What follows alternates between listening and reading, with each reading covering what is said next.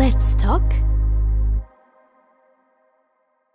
Somlata and the essays, এই নামটা কার মাথায় এলো, তোমার মাথাতে?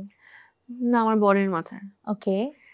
প্রথমে অ্যাকচুয়ালি আমার ব্যান্ডে আমরা এখন 4 পিস ব্যান্ড, হ্যাঁ হ্যাঁ, তখন 5 পিস ব্যান্ড ছিলাম শুরুর দিকে। তো আমি ছাড়া যে 4 জন ছিল সবারই নাম ছিল এ দিয়ে, মানে দুটো অর্ণব ছিল, দুটো অভিষেক ছিল, ওকে এরকম।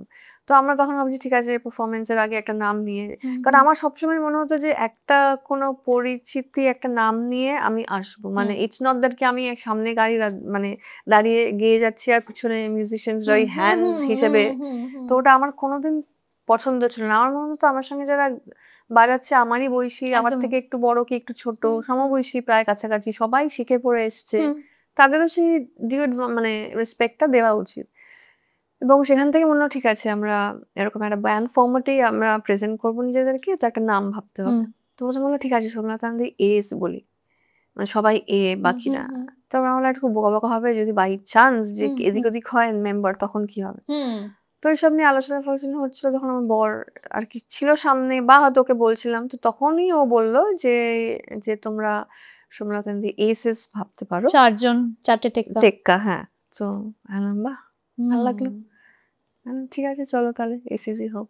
শুরু থেকে ধরো আস্তে আস্তে তোমার যে জার্নিটা শুরু হলো, প্রথমে আমি নিজে যেরকম ফেস করেছি, সারেগামাপা থেকে আমি যখন প্রথম বেরিয়েছি কোনো আইডিয়া ছিল না নিজের মিউজিশিয়ান ব্যান্ড করতে হয় বা তাহলে বেটার হয়, করে করে শিখেছি। এবং তার কারণ তখন বলতো হ্যাঁ অন্য মিউজিশিয়ান থাকবে, লিস্ট পাঠিয়ে দেবো, গানটা তুলে রাখবে। স্টেজে উঠে দেখছি অন্য কর্ডে যাচ্ছে, আমি গাইছি, দর্শক বুঝতে পারছে না, কিন্তু স্ট্রাগলটা আমার, আমি ভীষণ হেসেই গাইছি, কিন্তু স্ট্রাগলটা ভেতরে ভেতরে চলছে। তখন আমি যেরকম ঠিক করি যে, এবং সঠিক লোক পাওয়া, মানে সঠিক মিউজিশিয়ান, আমি যে কোনো কাজের ক্ষেত্রে বলি, ভীষণ মানে ওয়েভলেন্থ ম্যাচ করা, একটা বন্ড ঠিকভাবে না তৈরি হলে লং টার্ম অনেক দিন ধরে গান বাজনা কন্টিনিউ করাটা একটু আমার জন্য, আমি যেরকম ধরনের মানুষ, আমার তো ডেফিনেটলি স্ট্রাগল হবে। তুমি তো সেই জায়গাটা মানে তোমার কি প্রথম থেকেই ছিল না চেঞ্জ হতে হতে হতে হতে একটা জায়গায় স্টেবল হয়েছে? না, আমার বেসিক আমাকে শুধু ওই একটা জায়গাতে একটু স্ট্রাগল করতে হয়েছে, সেটা হচ্ছে ড্রামার নিয়ে। ওকে ওকে। তো এখন তুষার বাজাচ্ছে, তো তুষার আমার 4th ড্রামার আমার ব্যান্ডের।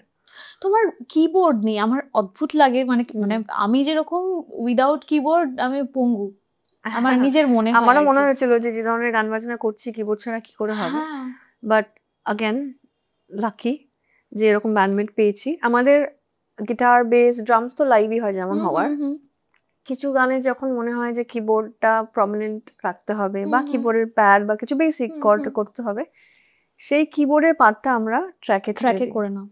কিন্তু সেক্ষেত্রে অসুবিধা হয় না? আমার যেরকম ট্র্যাকে পারফর্ম করতে, মানে যে কোনো ধরো কিছু কিছু গান হয় না যেটাতে ধরো ঢোলক বা এরকম কিছু এলিমেন্ট হলে ভালো লাগে, সেটা তো ধরো ট্র্যাক ছাড়া উপায় নেই, কারণ আমার 4 জন মিউজিশিয়ান, সেটাতেও আমার মনে হয় যদি কোনোভাবে মিস করি কোনো একটা জায়গা, কারণ লাইভ না, লাইভ ওটা ইনিশিয়ালি একটু ভয় থাকে, মানে টেনশন থাকে সেটা নিয়ে, কিন্তু করতে করতে ওটা আমার মনে হয় অভ্যাস হয়ে যায়।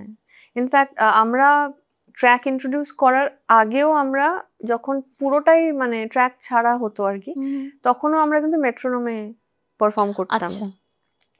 তো আমাদের রিহার্সালটা আমরা মেট্রোনোমে করতাম অনেক আগে থেকেই, তো ওই অভ্যেসটা আমাদের আগে থেকেই ছিল। এবং তারপর যখন decided to shift from 5 piece to 4 piece, তো ওই ট্র্যাক ফ্যাক্টগুলো যখন ইন্ট্রোডিউসড হলো কিবোর্ডে, মানে কিবোর্ড পার্টগুলো ট্র্যাকে, তো তখন ওই প্রথম যখন ফার্স্ট শো করছি 4 পিসে, তখন একটা অসুবিধা, বেশ আর কি টেনশন হচ্ছিল স্টেজে ওঠার আগে যে ঠিক হবে তো কি হবে, যদি কিছু বন্ধ হয়, ওরা তখন ব্যান্ডমেটে বলে কিছু হবে না, যদি ভুল হয়ও কি করবো, তাহলে ট্র্যাকটা বন্ধ করে দেবো, আমরা যারা আছি তারা মিলেই করবো।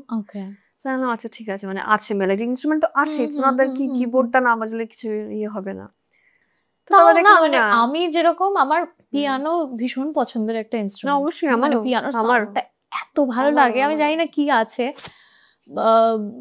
মানে উইদাউট কিবোর্ড আমার আবার খুব পঙ্গু মনে হয় নিজেকে। তো তুমি যে সেইটা বাজবে ট্র্যাকে বাজবে ট্র্যাকে বাজবে, মানে আমার কি হয় কিছু কিছু গানে না আমি আবার সবসময় যে অর্ডার একদম মেনটেন করি তাও না, কোনো সময় আমার ইচ্ছে করলো আমি হয়তো আন্তরা থেকে ঢুকলাম, ট্র্যাক হলে যেটা কি হয় ওইটাই একটা ইম্প্রোভাইজ করা যায়, কিন্তু ওই মানে কোনোদিন যদি অন্যরকম ভাবে একটা গান ওই যেটা অন্তরা থেকে সেগুলো হয়তো হয় না আমাদের। যেমন এখন হয়তো মাঝখানে কথা বলতে ইচ্ছে করলো, একটা দুটো লাইন গেয়ে ধরো, আচ্ছা তাতে অসুবিধা ওই আমার জানা আছে ওইটুকু জায়গা, ওকে ওকে ব্যাকগ্রাউন্ডে চলে আমি বলি।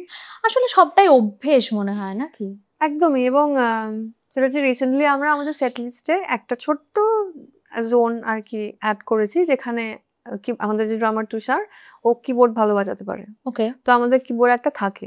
আচ্ছা, তো ওই 2 কি 3টে গান মতো আমরা ও তখন ড্রামস ছেড়ে ও কিবোর্ড বাজায় লাইভ, গিটার থাকে, বেস থাকে, এবং কিবোর্ডটা এমন ভাবেই রাখা হয় আর কি যাতে একটা গান আছে যেখানে লাস্টের দিকে ড্রামসটা ইন্ট্রোডিউসড হয়, এবং সেই অ্যারেঞ্জমেন্টটা এমন ভাবে আমাদের করতে হয়েছে যে ড্রামস ঢোকা এবং কিবোর্ড সেই জায়গাটায় অ্যাটলিস্ট একটা কি দুটো বারের কিছু একটা গ্যাপ থাকবে, যেখানে ধরো গিটার প্লেয়ার বাজালো বা কিবোর্ডে একটা ব্যাকআপ একটা রাখা আছে, তো ওর মধ্যেও আবার ড্রামসে বসে গেয়ে তারপর আবার ড্রাম, তো এরকম হয়। মানে আমাদের বেশ মানে অ্যাড্রিনালিন রাশটা বিশাল থাকে আর কি, কিন্তু বেশ ভালো লাগে আর কি, নিজেদের খাটনিটা বেড়ে যায় একটুখানি, চ্যালেঞ্জ একটা ইয়ে হয়, তো এগুলো আমরা করে থাকি, ভালোই লাগে বেশ।